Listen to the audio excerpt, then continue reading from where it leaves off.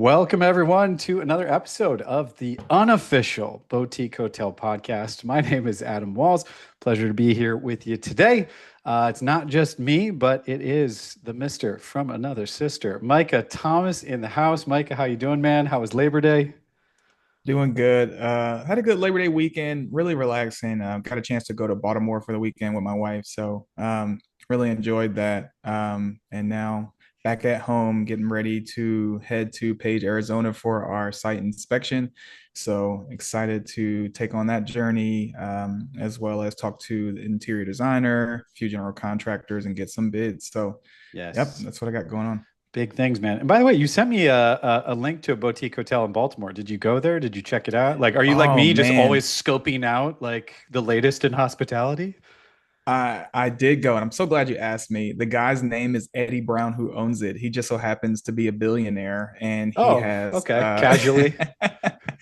he has the number one boutique hotel in all of Baltimore. So I went on site. Concierge greeted me. Security came out. It's like all very Loctite because it's in the middle of the city. But the security guard took me on a tour around the entire building. Turns out it used to be a mansion, and the mansion was owned by a banker who owned the banking firm across the street from it. So very historical, such a good story. And I was just in awe at the architecture. They have leather on the walls. It's such good interior design. And after hearing the story of Eddie Brown is the owner's name, just really inspired. So who knows? Maybe one day we'll be able to talk to him and ask him a few questions one day in Yeah, life. So maybe. Okay, putting that out into the universe, yeah, manifesting a little Eddie Brown. What yeah. was the name of the hotel again? It was It's the Ivy the Hotel Ivy. in Okay, Baltimore. The okay. So we'll 17-room hotel. okay, amazing. So we'll link that in the show notes if people want to check that out or give them some love Yeah. on Instagram, or if you know anyone traveling to that part of the world, please hook them up with a fellow boutique hotel owner. Can I say that already with a guy who almost owns a boutique hotel? Can I? I think I'm part of the brethren. Okay. We're knocking at Uh, the uh, door. I think it okay, counts. I love it. I love it. Well, excellent. Well, we're recording this just after Labor Day. My family and I had a great visit to Yosemite National Park. Got to do some biking, some hiking, see the waterfalls, all the things, man. So it was fantastic. Although I will say this is Micah, you're gonna hate me for this, but I haven't signed up for Host Buddy yet. You've sent me your referral code like 9 times. There's no Wi-Fi in Yosemite, and literally I had like four different issues with smart locks and all the dumb things. So, Sorry, anyways, if brother. if if, if other people are listening, maybe you two can empathize about you're probably running your portfolio a bit more loosely and side hustle as it should be. That's part of what got me into STR Secrets to try and go from amateur to pro. And eventually, I think this is the new asset class, which is boutique hotels. And by the way, it's not just me and Micah on the mic today. We brought in one of the mentors, one of the coaches from Boutique Hotel Secrets to again introduce herself, share a bit of her story, her journey, just talk about her ride in boutique hotels because we're all learning together, but she certainly is a few steps ahead on the mountain from us. So love that she's throwing down the rope. We can learn from her. She can help us up, and we can all learn together. So without further ado, let me bring in Rashmi Bhat. Rashmi, how are you doing today? I'm so good, guys. How are you?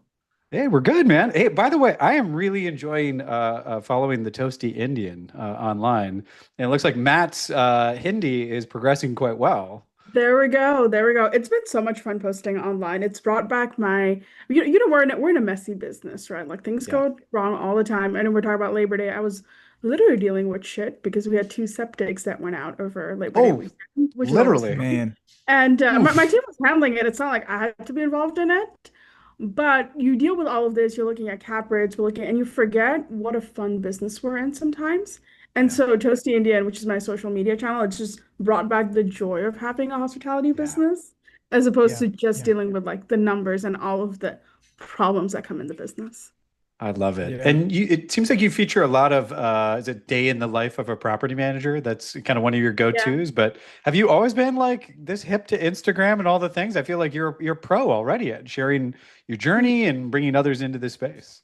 It's been exactly a year since I started posting. So it's Wow. it's literally just been a year and I love doing it. And I post like 3, 4 videos a day and people are like, that's so much. I'm like, I have so much more to talk about. But I think the way I started with social media is it's just a diary for myself. Mm. And I think sometimes we get so lost in the end goal and the journey that we forget, like, hey, this is how far you've come. Like, relax and enjoy. And like, this is a really fun business. Like, you're helping people create lifetime memories. So let's like Yeah. have the joy of that when Yeah. like everything, including the shit, literally hits the fan. I love that. I love that. I feel like you have definitely come a long way. So, for those who do not know, could you talk a little bit about your portfolio, maybe how you got started, and maybe what your properties look like now? Yeah, absolutely. So I graduated when I was 21. I came to the States when I was 15. And then I graduated when I was 21 from University of Houston. And I always wanted to do something different. So I turned down three job offers to start my first restaurant. Did that for a couple of years. And then I opened my now Indian restaurant in 2019. We all know what happened March of 2020. Uh-oh. Um, I'm genuinely thankful. Like everything happens for Yeah, you. that's right. And one of the things that happened for me was we were always my boyfriend at the time, husband now, Matt, was really interested in real estate. We're trying to figure it out, couldn't quite like make all the pieces work. And Hmm. a month into COVID or 2 months into COVID, like when just like May stuff had started opening up, a friend invited us to an Airbnb they had. And I was like, oh my God, like the light bulb just like went off. And I was like, we could do this. So that weekend I went to tour some properties in that area.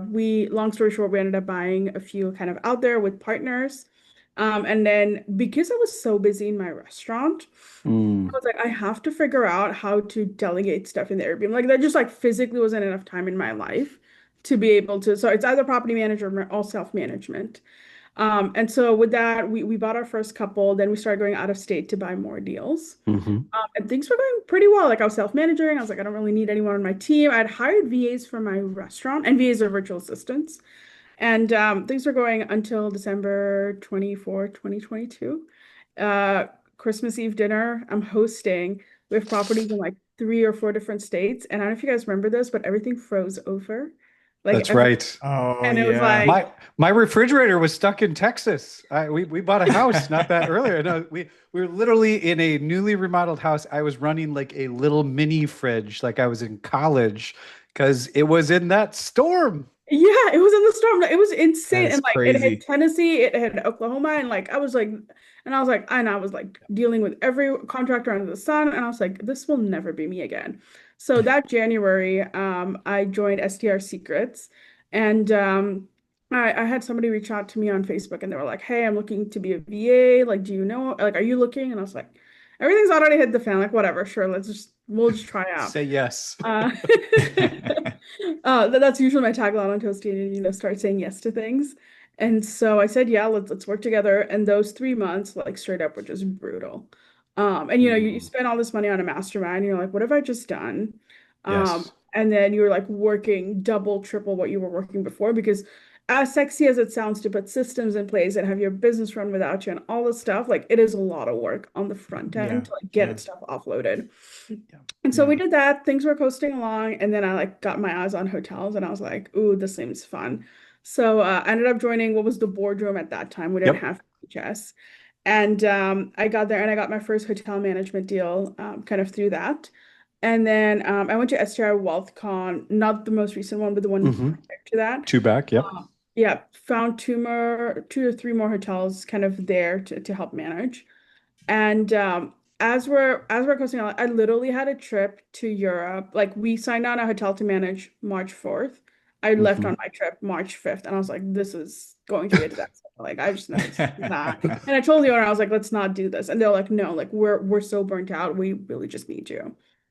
And my Yeah. team was like, dude, we felt like we're back in a call center. Like this is Oh, insane. And I was like, and like no matter how much anyone warns you Yeah. until you get like that influx of like I still get nightmares from like that open phone ringtone.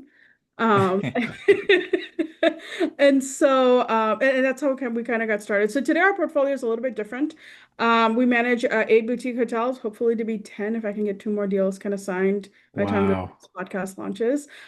We have just shy of 100 short-term rentals under management. We're really focusing on the luxury, and we're located in the central Texas Hill Country area. Hmm. And then I bought my first hotel last year. We're under reno. Hopefully gets done the next couple of months. And then we're looking to do another You boutique got this. hotel, coming up either this year or next year. So if anyone has any Yeah. opportunities, like hit me up. Would love to do another video. I Yeah, love yeah. that. Yeah. I think this is a great example of kind of how you can scale, and you don't have to purchase every single hotel that you're involved with, because you went from more or less owning some Airbnbs, but this is more or less the co-hosting model in the hotel space. So could you speak a little bit more on how you were able to land a management deal for a hotel before even purchasing your first hotel? Yeah, absolutely. And so to backtrack a little bit onto, I was always looking to buy a hotel deal, and I was trying to figure it out, but like the numbers weren't working. And so the way the first deal came about was they were like, "Hey, I want to sell," and I looked at the numbers and I was like, "Listen, there's no way I can make you whole on the deal. Like, I mean, you would sell. It's not even a loss. It was just a bad deal." But I was like, Mhm. I know nothing about hotels, but I will learn. Would you be open to us just going on a month-to-month contract? And I will have my team figure out how to manage this deal. And I was very open with the owners, like I didn't know how to do this. The good thing Mhm. for me is they also didn't know what they were doing. So I guess we're both had kind of like a pain point. And I was like, but I think we can do a really good job, and we'll go all out for you to bat. And we really did. And that's kind of how I got my first deal. And so any listings that you see on the market, like this was on LoopNet, like it's on Crexy, and the numbers don't work for acquisition, like talk to them and be like, hey, would you guys be open to a management deal? And like now we're positioning. So for my short-term rental company, we do a lot of things really well. Like we're great at revenue management, we're great at listing optimization, we're good at boots on the ground. Boots on the ground in any business, and I come from restaurants, is always the toughest part, right? And so with the hotels, we were like, what can we do that really makes us stand out? And a lot of, especially in the 12 to 20 rooms, I think it's just like kind of ballpark, the owner's actually great at boots on the ground. They said a lot of times they live on site. They're pretty dialed in on maintenance, like they know their stuff, but they just don't have time to sit down and like optimize their listing on Airbnb. And so what we're building now is, apart from like a full hotel management company, is really focusing on building a sales and marketing hotel management company that, hey, we can do your management if you're interested, but we're really, really good at is your revenue management, your sales and marketing, getting you on every OTA, getting your direct booking, building out your marketing campaigns, and kind of building a company that is really built for like that small boutique hotel owner Mm. while making sure like they're not getting overburned because you just don't have time. And I know that because I have a Yep. restaurant and I didn't have time to like go update my DoorDash. Totally. And can you talk about maybe one of those early deals about how you partnered with or maybe got the broker out of the way? Because I'm in context, I'm thinking about the first hotel that I fell in love with, and I almost overpaid for it, and it would have been way too small and too much work, but I was so desperate to get in the game, right? I paid this money. I'm around all these hotel operators. I've told my friends and family and loved one, this is what I'm doing. So I thought if I'm persistent enough, I'm creative enough, I'm willing to roll my sleeves up and put in the sweat equity, I can make anything work. That was my attitude, but it just kind of didn't pencil. And anyways, there was just kind of this, I don't know, I don't feel like the broker was necessarily helping me. And Yeah. I think Joel and some others were actually pitching like maybe if this deal doesn't work as a ownership opportunity, maybe a few months down the road, this could be a co-host contract for you. So can you talk a little bit about how do you either partner with or sidestep around, for lack of a better terminology, like brokers that might be presenting the deal, and again, their names all over on Crexy and LoopNet, and they want to stay in the middle, right? So again, they get their commission, they get paid, and they can manage the expectations on both ends. But I suspect that you're more successful when you're going direct. But is that correct? Yeah, 100%. And just so we're clear, I would never tell you to sidestep a broker or any of the real estate people. They put in a lot of hard work. What I will say is go out and make those connections with those brokers and tell them exactly what you want. I tell Yeah. all of my brokers like, hey, like I don't have a hotel to sell right now or to buy, but like here's what I do. And if there's any way I can help you, like please let me know. Mm, And the other thing I always tell brokers is like, hey, if you have a listing that's not selling, like I'd love to take a look. And I'm just honest with them, like, here's if I have a problem buying this deal, most likely 90% of other yeah, investors that's gonna right. have the exact same problem. If there's a way I can help you and maybe we can manage this deal for a couple of months, get their numbers up, and you can sell at a higher multiple, like I'm here to help. The other thing I like to always say, and this is where all of my deals have come from beyond like just being online, is go to real estate conferences, like start networking. Ooh. Business happens with other people, it happens in relationships. And I always like to, I love the STR in the hotel space, but if you want hotel deals, go one step out of the STR community. So go to multifamily conferences, go Mm. to conferences that are about real estate, but not necessarily hospitality, because a lot of those people might have a hotel deal, but they're like, hey, I'm not specialized in this. A lot of people are great at capital raising. A lot of people are great at lending. Like all these, real estate has so many different parts. So be the hospitality expert for those people, and you'll find a lot more deal flow coming sort of your Yeah. way. And honestly, like we're in a people business. Like go cold call on a couple of hotel owners. Go show up on Tuesday afternoon at 11 o'clock and be like, hey, I want to buy my first hotel. What can you tell me about the business? Like we're in a hospitality space. No one's really going to turn you away. Yeah. And Yeah. and be genuine and be real about like, hey, this is what I want to do, and you'll find a lot more doors opening up. Like I go to every owner today. I'm like, hey, I just want to learn. Like I just genuinely curious. Can I buy you a coffee and can I just learn about your business? Yeah. I kind of agree with that. Relationships are going to get you so much further than I think any official class or thing you take. You need to build a relationship, and I'm learning more and more that people are buying into your story. They believe in you a lot more than they believe in kind of what you tell them is the bright idea. If they believe in you as a person, then they're going to partner with you. They're going to follow behind you. They're going to do whatever it takes to see you in a success just because they like you as a person. So, with that being said, how hard or how easy do you think it might be to find partnerships or to like, what would you tell somebody who's just getting started and say, I don't know anybody in the space. I don't know any other hotel owners outside of cold calling. Do you have any ideas that you could think of, or even conferences? Any ideas you could think of to get people connected to like-minded individuals? Yeah, for sure. And one thing I just want to add, just on something you said previously, is say you're cold calling an owner, right? And they're like, who is Mhm. this person? Like, we send out cold emails and we have a whole campaign, right? You know what the first thing people do is they go to Google and they're like, what is this place, right? And if you search my company, Res Hospitality, there's likelihood I pop up. And you know what? The first thing that everyone else does is goes to Toasty Indian. And they're like, okay, like this person's real. Like, okay. And you'll see on my social media, I don't really talk about like, we do hotels, we do property. Like I'm just like, this is my life and this is what's happening. But people instantly build that connection that this is like somebody that's real behind it. Yeah. Right. And so building that in real life, but also building that platform online, it's a two-way street, right? And so I see a lot of people who post, once or twice and then they just like fall off the face of the earth. And I'm like, are you alive? Like what happened? Right? But if that's how you're going to treat your owners, they're maybe not going to sign up with you, right? So the consistency you show in whatever discipline it is that you do, like have it through the rest of all of the things that you do. So I just wanted to add that. So yeah, if you literally type into Google hotel conferences, cloud beds is an entire article for the entire year about every hotel conference for independent hoteliers.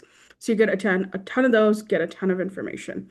The other thing is, geez, guys, like just go to Google, do a 100-mile radius, find every boutique hotel owner there is. And honestly, they're probably not even going to be online. So that's part one. I mean, this business, like there's so many people we've brought online, which is crazy.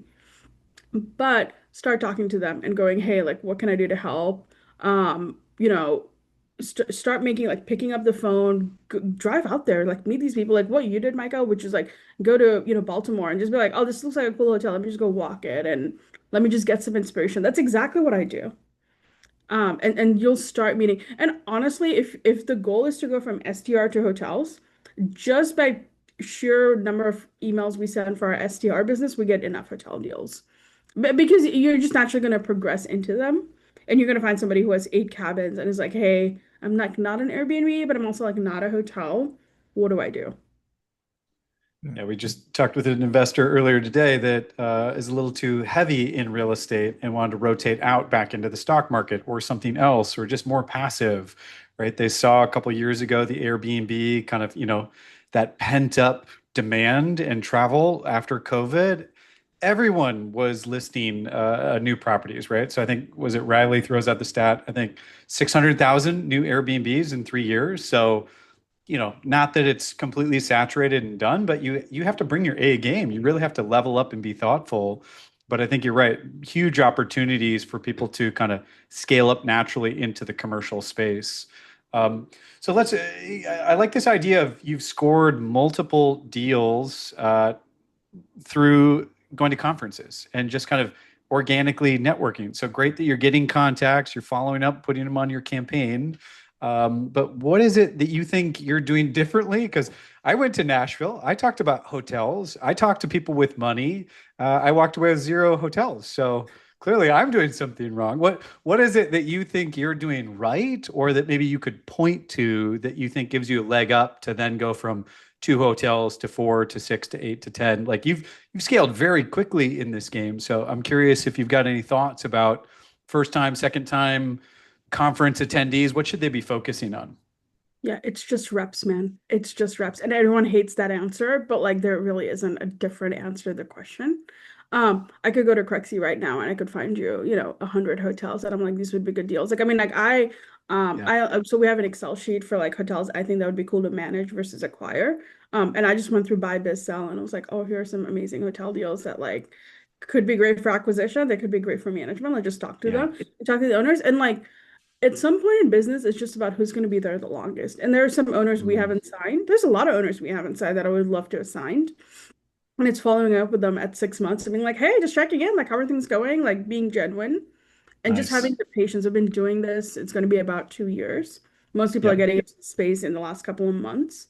Yep. So just sitting there and having the reps and finding those people, like conferences are great, being online is great, but go offline and like if you can drive up to the hotel, being like, hey, I noticed you Mm. didn't have an Expedia listing, like what's going on? Oh, like we just talked to a hotel owner, they haven't had an Airbnb booking in like 2 or 3 years. And I'm like, what do you mean? They're like, What? "Oh, we don't even know." And I'm like, hey, that's a problem we can help you solve. Yeah, I Yeah. see. I see. I love that. And I want to pivot now. I want to ask about systems and processes. And the only Mhm. reason being is because I see you as the best systems and processes operator out there. I think you have some of the best ideas and some of the best systems, and you kind of talk to us about this during your operation calls. So I would love to kind of ask you what do you do, or what would you recommend someone do who has no systems and processes? They may be flying around by the seat of their pants, just doing every single task that comes up. How would you talk to them on how to streamline that, and then how does that translate over to the boutique hotel space? I'm So the right here, first Micah. I'm right here. You're talking about me right now. Okay, Rashmi, hit me. What do I need to do? I guess all you need to do is call Adam for everybody and have them fix it. No, kidding. So the first thing I did is I'll tell you exactly what I did. Is I hired a general EA is basically what it is, so an executive assistant, because you want somebody that's kind of a jack of all trades. At that point, it's hard to it's not justifiable like cost saving wise to hire somebody that's like specific for Airbnb or Booking.com.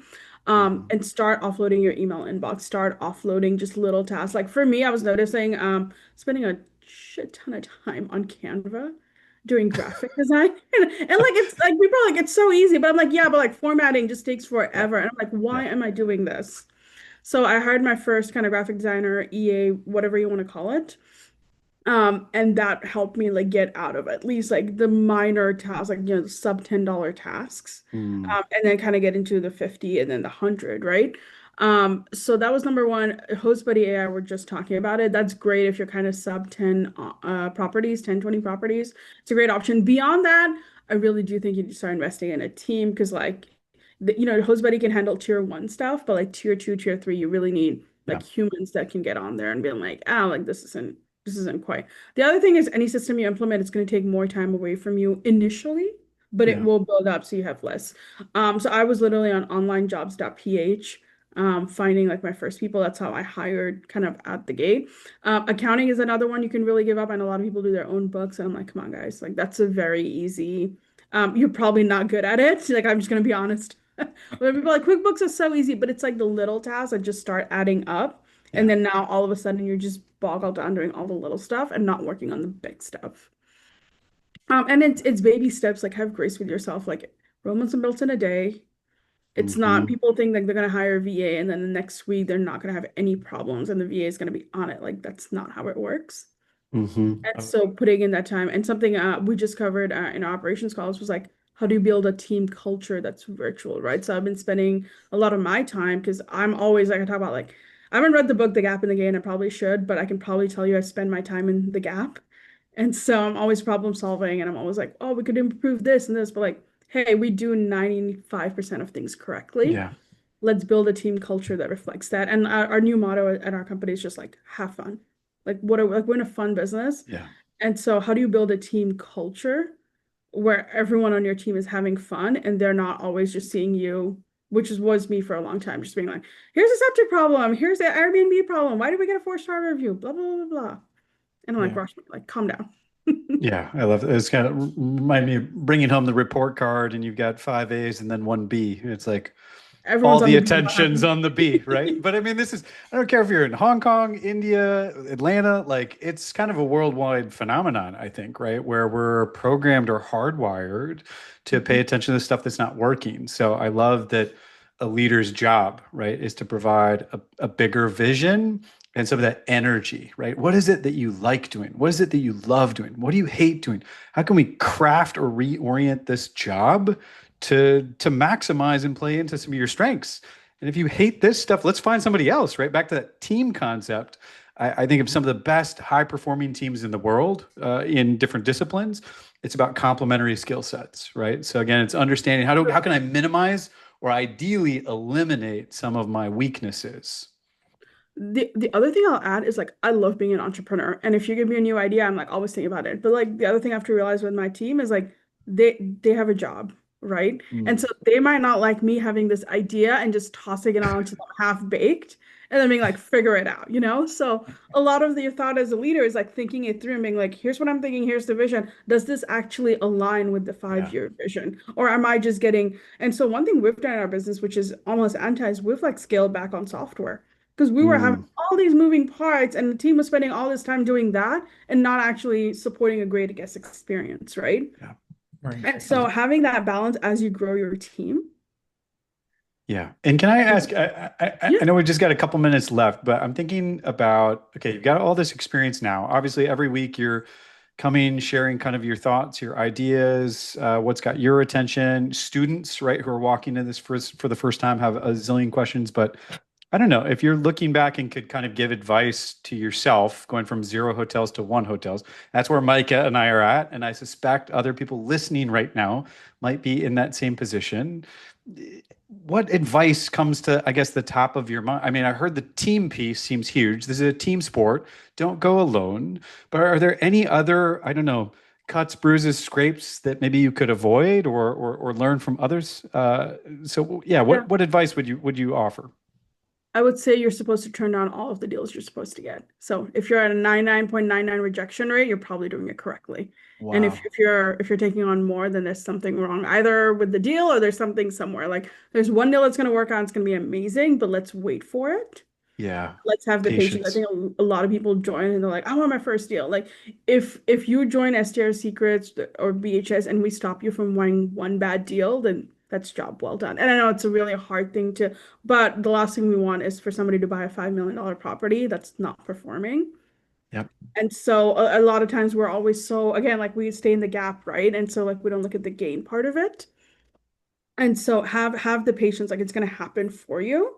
But then let's not overlook the stuff that is happening. I know people who like want their first hotel and they stop completely selling all their short-term rentals. They stop talking to their Mm, owners. And it's like, whoa, whoa, whoa, we spent the last 3 years building a short-term rental business. Let's not abandon everything to buy your hotel. Right? Like yeah, let's learn that like I can have this and I can also have this. yeah, And have the that's Amazing. patience. It's beautiful. gonna come. Yeah. Amazing. Well, look, I mean, hopefully you've got a book in you, by the way, or your own podcast, because you're a font of wisdom and knowledge. It's been a pleasure getting to know you over the past few months. And if you're game, we'd love to have you back. I don't know. I feel like our coaches are the perfect participants to come back and join us with guests or just continue sharing with the audience about what you're learning, what's got your attention, and just try and make that transition from short-term rentals to boutique hotels a little bit smoother.